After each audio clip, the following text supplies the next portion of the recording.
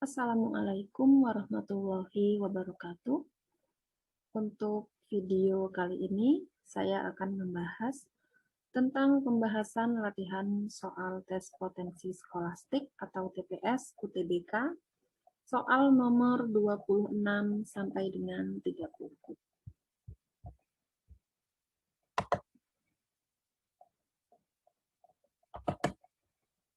Ya. Teks untuk soal nomor 26 dan 27. Poppy, Kiki, Ria, Sinta, dan Toton mengikuti sebuah tes hasil belajar dengan hasil sebagai berikut. Nilai Ria lebih tinggi daripada nilai Poppy dan 2 kali nilai Kiki. Jika nilai Poppy dan Kiki ditambahkan hasilnya sama dengan nilai Sinta. Nilai Poppy lebih tinggi daripada nilai Toton, namun hanya sepertiga nilai Sinta. Yang ditanyakan nomor 26, hubungan antara nilai Poppy, Ria, dan Toton yang benar adalah. Nah, sebenarnya jika bertemu dengan soal seperti ini, yang pertama dibaca bukan seperti tadi, yang dari awal sampai akhir baru ke pertanyaan. Karena itu sudah merupakan pemborosan waktu sekian detik.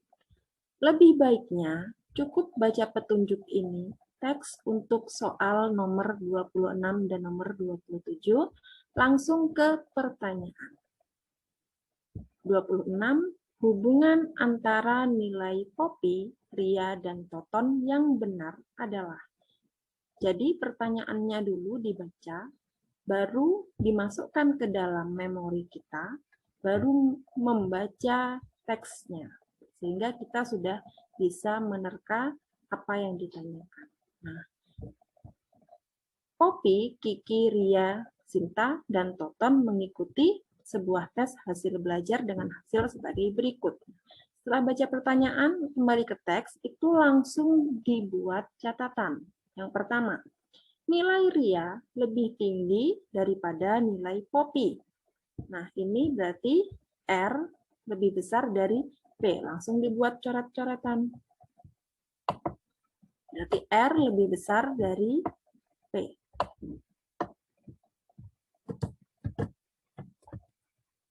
Nah, ini untuk yang pertama. Dan 2 kali nilai Kiki. Nah, masih di yang pertama ini 2 kalinya Ki, berarti R sama dengan 2 Ki.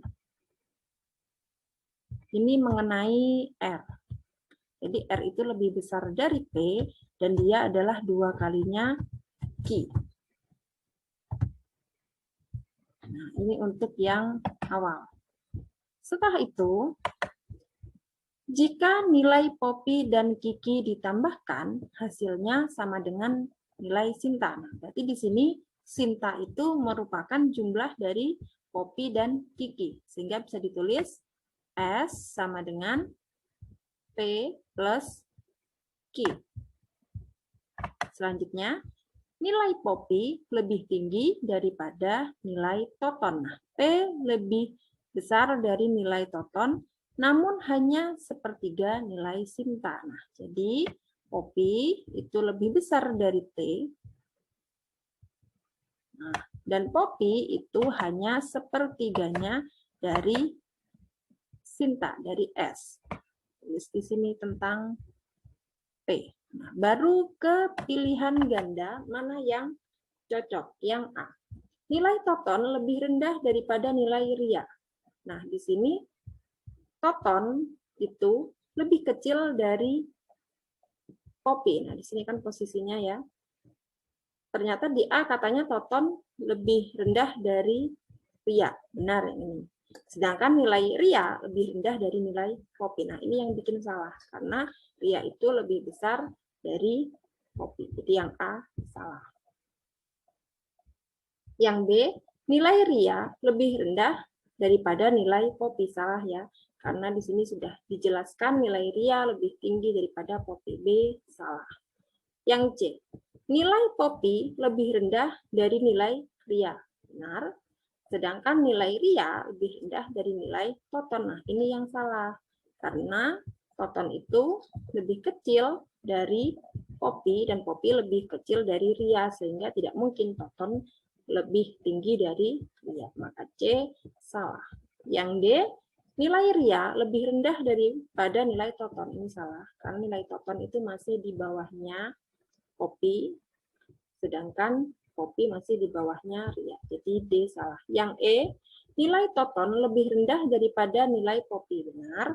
Sedangkan nilai Poppy lebih rendah daripada nilai Ria. Benar. Maka jawabannya adalah yang E. Kita lanjut ke soal nomor 27. Masih yang catatan tadi, jika R lebih besar dari P itu masih dipakai, sehingga tidak perlu membaca ulang lagi, cukup dilihat catatan-catatannya tadi. Yang nomor 20 yang ditanyakan, jika semua nilai berupa bilangan bulat, siswa yang pasti bernilai genap adalah. Nah, di sini karena yang dicari adalah genap, sedangkan nilai kesemuanya itu adalah bilangan bulat, otomatis bilangan genap adalah bilangan yang memuat perkalian 2. Nah, dari uraian ini, R lebih besar dari P, ini P lebih besar dari T, yang bisa digunakan adalah yang memuat persamaan. Kalau ini memuat pertidaksamaan, jelas tidak bisa digunakan dalam konsep mencari bilangan genap. Karena ini merupakan batasan, ganjil genap bisa masuk. Tapi kalau di sini yang merupakan persamaan dan harus ada pengalinya berupa bilangan genap. Kenapa? Karena bilangan genap ataupun bilangan ganjil akan menjadi bilangan genap dengan syarat bilangan itu adalah bilangan bulat ya. Kalau dikalikan dengan bilangan genap, dia pasti akan menjadi bilangan genap. Sehingga ini dipakai. R sama dengan 2Q. Artinya nilai Ria itu berapapun nilai Q, nilai Ria akan selalu genap. Berarti nilai yang pasti bernilai genap itu adalah nilainya Ria dari sini.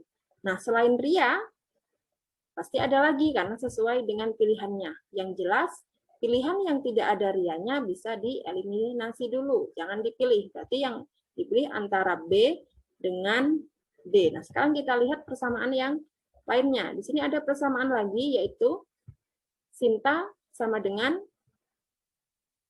Poppy ditambah Kiki. Nah, ini dari persamaan ini.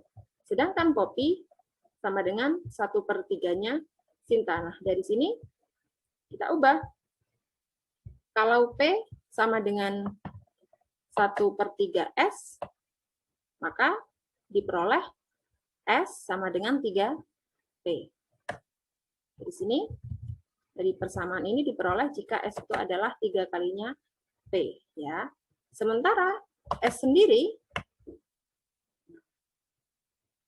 S adalah ini kan, S sama dengan P plus Q. Nah, sehingga di sini dimasukkan nilai S-nya diganti dengan 3P sama dengan P plus Q. Nah, karena di sini 3P itu sama dengan P plus Q, sedangkan P itu adalah 1P, maka Q itu adalah sama dengan 2P. Ya kan? Nah, seperti ini. Sehingga di sini 3P sama dengan P ditambah 2P. Benar kan? 3P sama dengan 3P. Jadi kesimpulannya,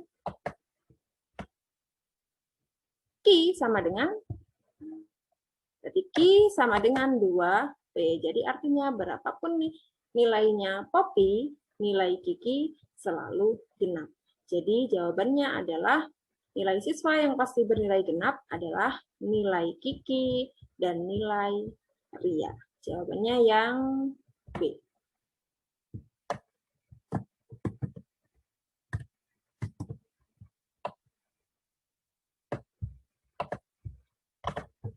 Kita lanjut ke soal nomor 28.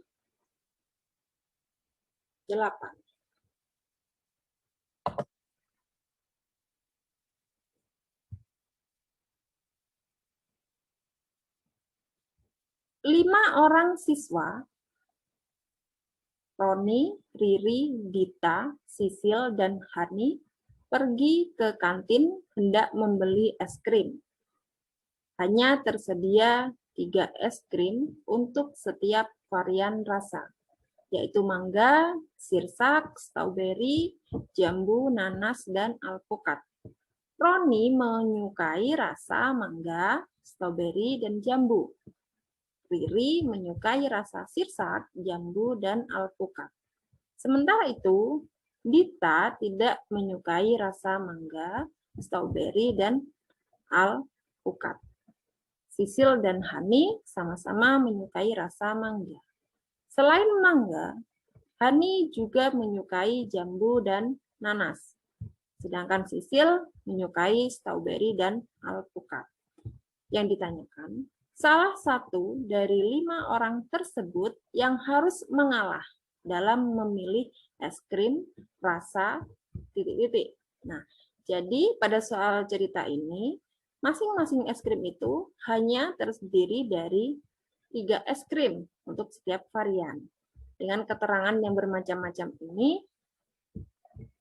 maka ada siswa, salah satu siswa yang harus mengalah untuk rasa es krimnya sehingga dia harus memilih rasa yang lain karena berarti rasa itu banyak peminatnya.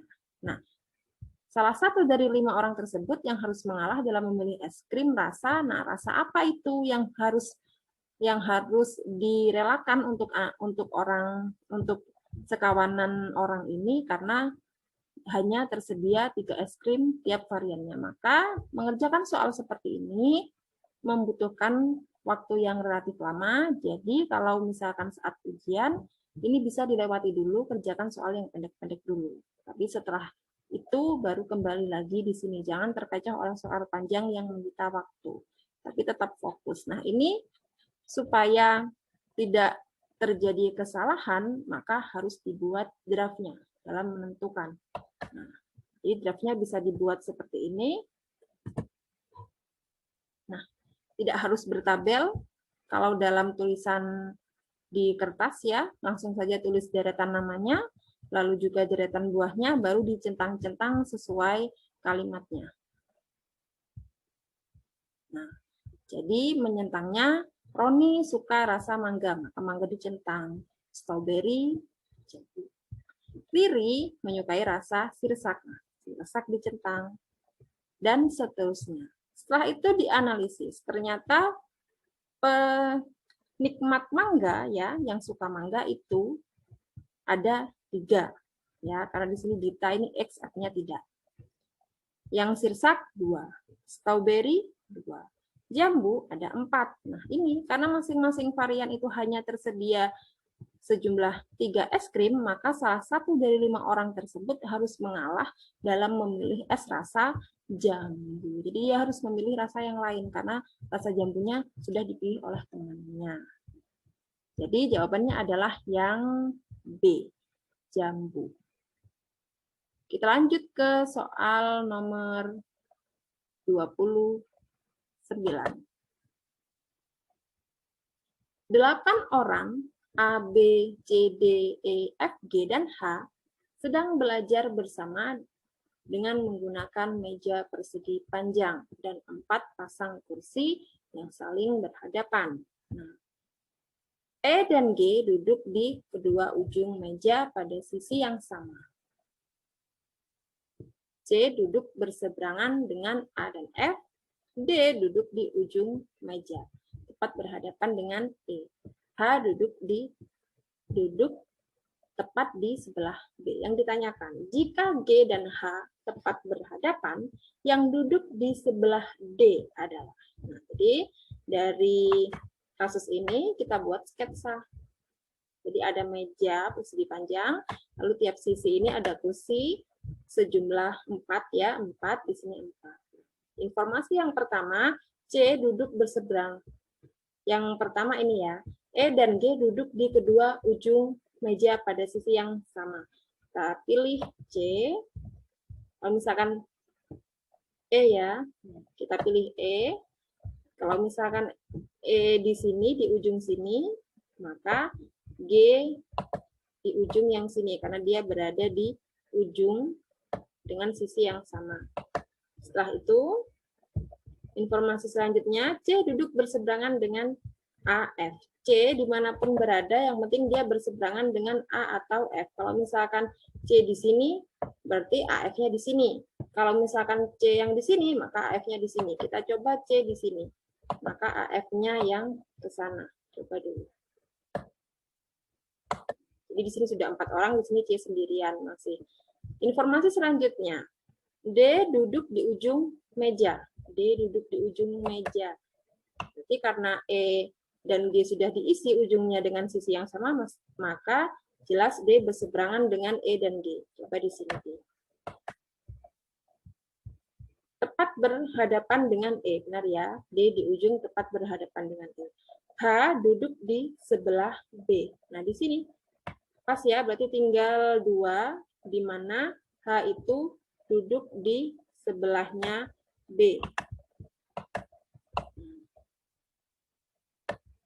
Jika G dan H tepat berhadapan, oh ya ini ya, G dengan H tepat berhadapan, yang duduk di sebelah D adalah, nah yang duduk di sebelah D, maka adalah C ya. Jadi mengikuti informasi yang ada, diperoleh sketsa seperti ini, yang ditanyakan adalah yang di sebelah D, maka yang di sebelah D adalah yang C. Jawabannya yang